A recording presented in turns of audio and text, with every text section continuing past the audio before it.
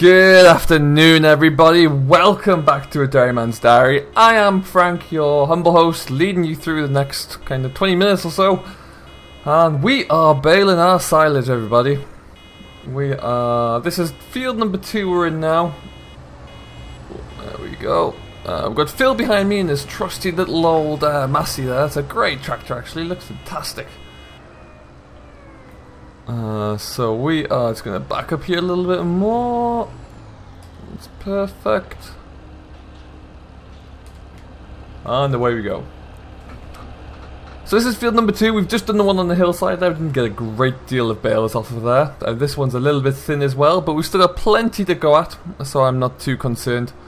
We'll get all these baled up and then we're going to stack them down here as well, just out of the way. Put them all into one field, I think, and stack them out of the way and be done with it, really. So that's quite nice. But yeah, ultimately, as you can see, some of these softs are a little bit thin, but we'll make the most of it. What it does mean is that it's nice, easy going for the baler here. Since it's been serviced up, it's working remarkably well. I've got no problems at all with how it's handling this. There we go, we're back around there again. The only slight problem we have been having is the hill is a bit of a pain, but seems to be managing it alright now, actually. We've just got to be a bit strategic as how we drop off the bales, just so they don't go flying everywhere.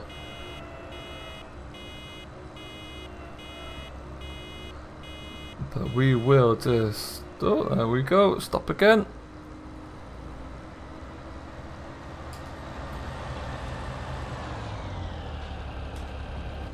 So Phil is a neighbour of ours. He has his own dairy arable setup. And like me, they still do focus a little bit on arable as well. But we've had him in a lot to come and do our wrapping. Just because we can get him on time. We don't have to worry about him being busy elsewhere, and he can always just be available. Because sometimes when the weather's a bit kind of a bit unreliable, you have to just go with what you can. So yeah, that's why we like to use Phil. And yeah, so we've got these wraps. He's good at wrap. He knows the best way to wrap some of the bales we have on our land here, because some of them can be a real pain, just because of the way the fields are shaped. Really, like these ones, he has a good wrapper that tips the bales onto the side, so they won't roll down a hill, which sounds something quite small, but it can be very crucial for us. So yeah, it's all going very well so far. And then as you can just see, I even parked up the International and left it in the field over there. So we got that field mowed. We've got 2 fields down there mowed up actually, and then Phil actually got his brother to come in with a rake and just row them up into bigger swaths, just because this was looking quite light at the time when we mowed this yesterday. So I figured that we might as well speed up the process and get him to come in and give us a hand there, which he's gladly done. So that's good news.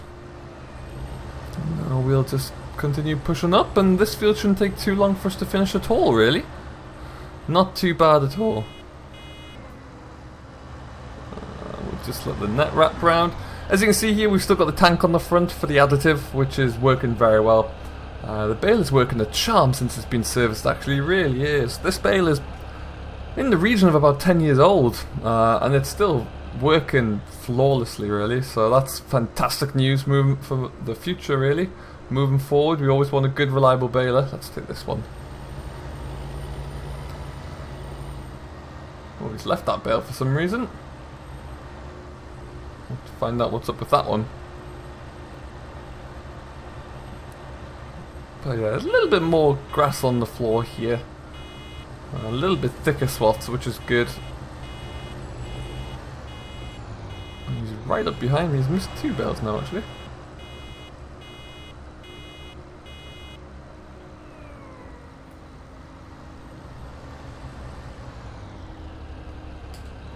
Need to give him something to do. He's kind of staying on my tail too much. So hopefully we'll get this field finished this afternoon, and then we can also move into that one. And that one's quite a big one where the mower's still parked up, so it's going to take a little while. There's probably 20 acres in there to cut down, and then we'll switch across into the small paddock beyond that. If we don't get that done today, it's not the worst thing in the world. There's a bit of time left we can play with, and the weather's supposed to be good for tomorrow as well. So that is all fantastic news. We are still waiting for some updated plans and a little bit of an adjustment to the milk pile that we're going to be putting in. There's a few things changed there, so we had to wait for the designs to come back from the engineer.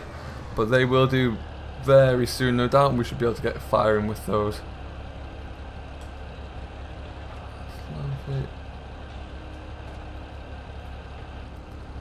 And yeah, and then once the ground's all done, still pretty much, the contractor and the excavator came back in and leveled everything off a little bit more. So that's looking good. Very pleased with what he's done there. And so hopefully, all being well, we should see foundations going in the not too distant future.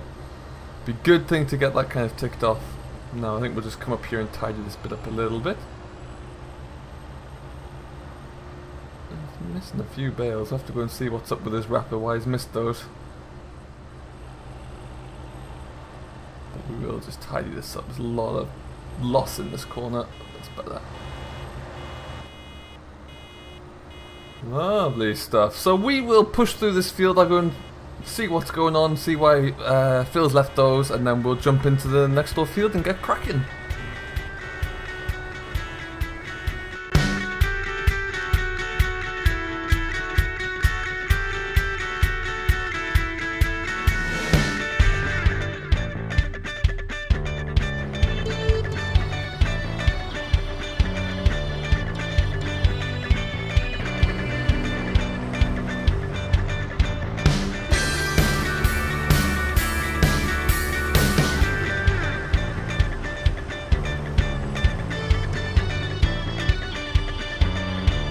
Alright then folks, we've just come back into the shipyard here and pulled in with the International, keep it out of the way. We're going to be using it in that field there next. And so yeah, we'll get cracking back on with it. I think everything is ready to go, and then we'll see how much of this field we can get wrapped out. Alright, looks like we're all ready there. Got everything fired back up again. Just had a quick look to make sure everything's looking good. Which it is. Never in doubt really with the faithful old Valtra. Get my pickup lowered down and onwards. Lovely stuff. Just bring that speed down a little bit. We're a touch fast coming through here. Okay, so that's bale number 1. I'm not actually sure how many bales we've done so far. I should have reset the bale counter. Forgot to do that. But we will keep pushing through. I'd like to see a good kind of 20-30 bales off this small field. This was originally one of our arable fields when we had the big arable operation there, but we decided to keep hold of this because it's relatively close to the yard, particularly the sheep yard, and we just put it back into grass so we don't have to think about it too much, which is good. And it kind of looks after itself these days. We come in the spring and put a bit of nitrogen in there, just give it a kick, and after that it does its own thing. So that's always very handy, very nice just to leave it be. But we will just wrap out these headlands pretty quickly. As you can see, it's been rowed up so it's a little bit bigger. Makes it all the more easier for us to bale actually. Okay. Oh, for some reason Phil stopped over there. We'll have to go and see what that's about, and then we'll crack on.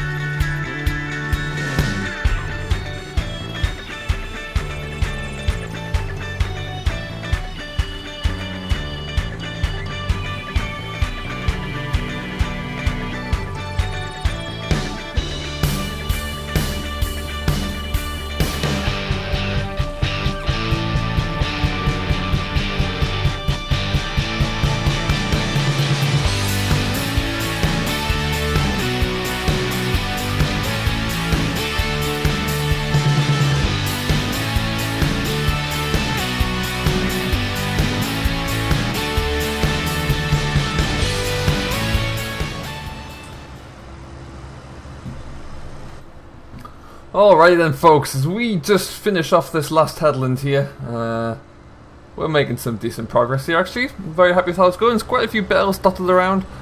But what we're going to have a look at now is, well, kind of something I believe is the scourge of modern farming actually.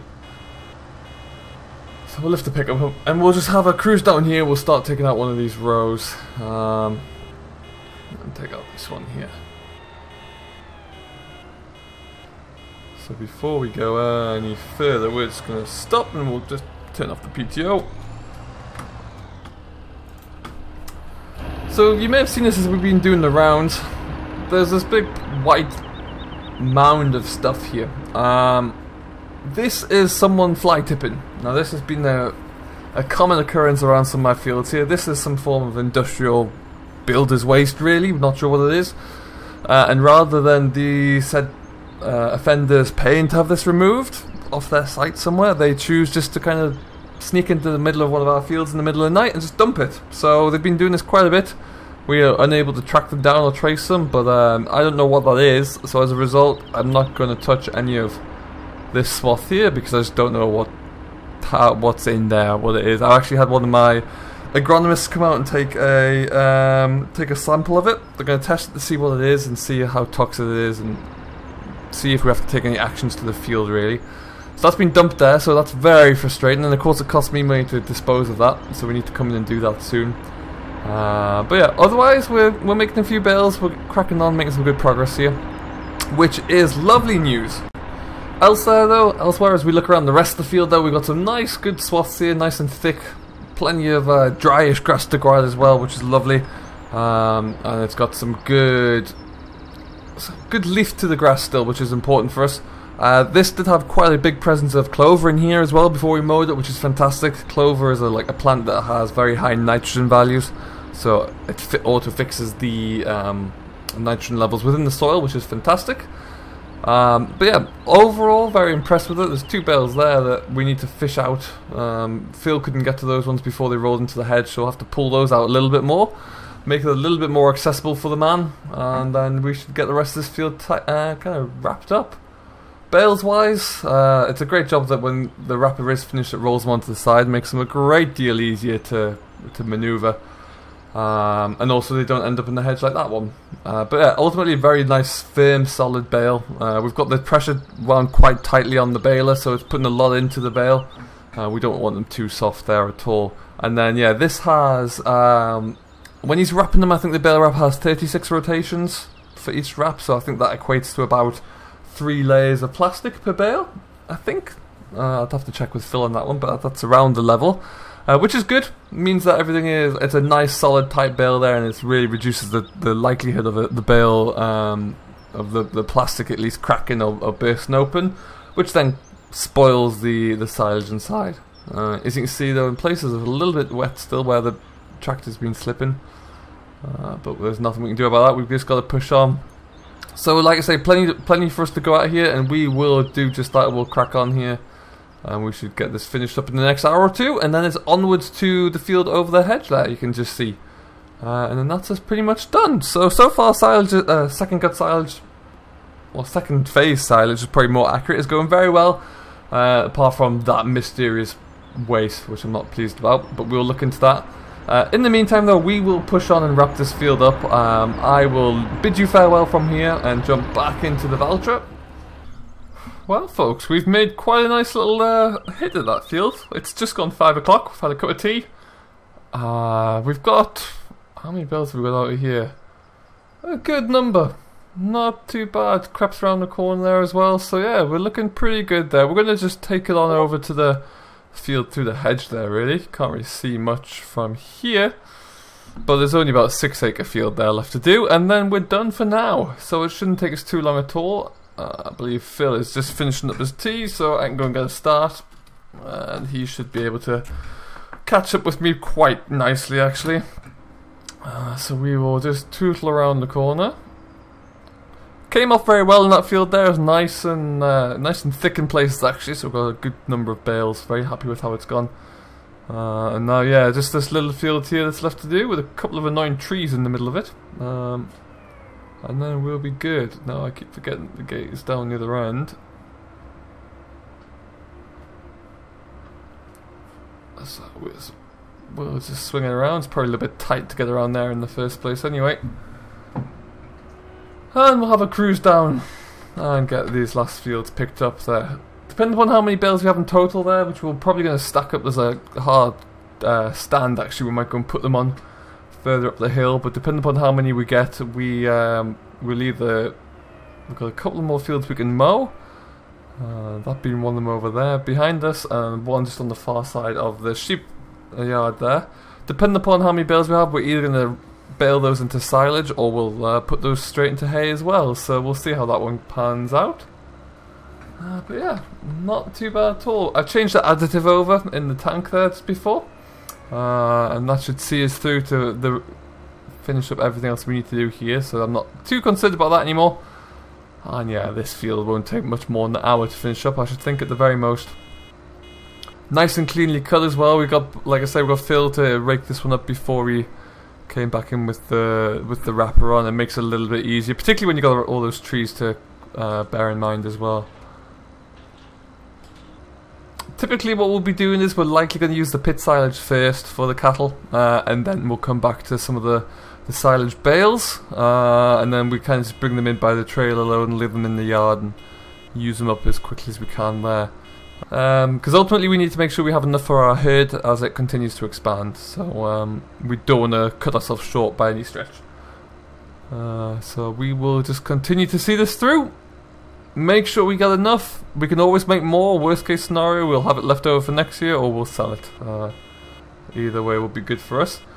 But we'll keep rattling on here and then we should get this done. Let's just go back a little bit there. That's better. So at this stage, I would like to thank you all ever so much for watching. It is truly appreciated, so I hope you have enjoyed. If you have done, please do hit that thumbs up button and drop a comment down below. Let me know where you are watching from if you are new to the channel. I know we've got quite a few new subscribers these days, so firstly, thank you very much, and secondly, do let me know, because I do enjoy kind of finding out where everybody is in the world.